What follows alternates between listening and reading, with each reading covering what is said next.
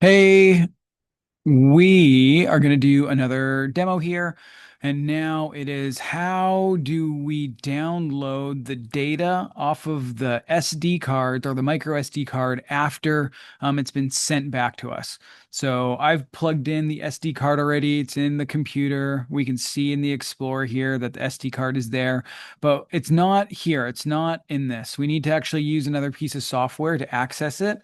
That software, which is free to download, is this program called Disk Internals Linux Reader.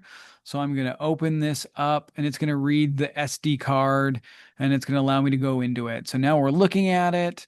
We're going to go to this root fs in here. We're going to navigate to the home directory. There's my user one, TJ Freeborn one. It's always going to be that. And then it's always going to be in this directory called Omron sensor. So when we open that, we see that there's a whole bunch of files in here now. We want to copy all of the Microsoft Excel files. So we're going to take all these files.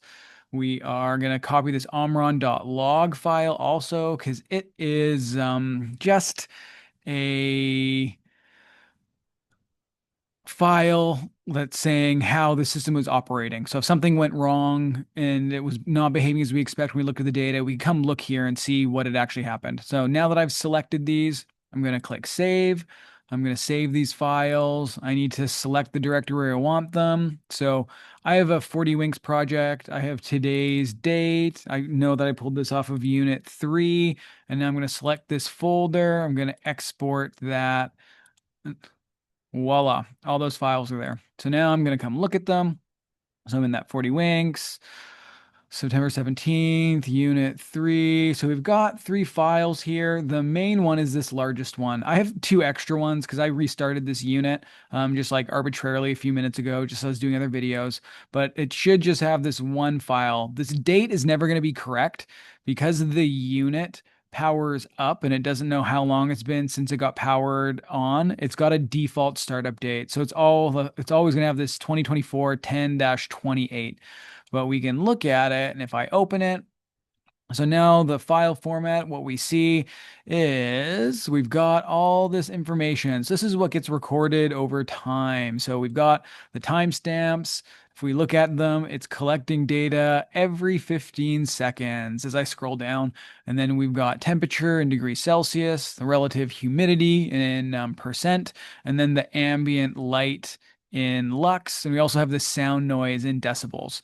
So we've got all the details that we want for the conditions. We see that this unit got started at this time, so started 10/28/04.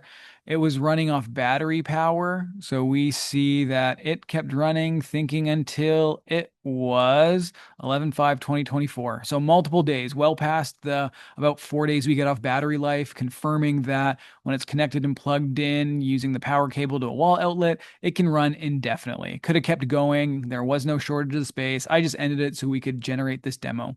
So with that, now we don't need to save changes to this because we're going to write scripts that show how to use these data sets now that we have them. But that demos how to actually get them.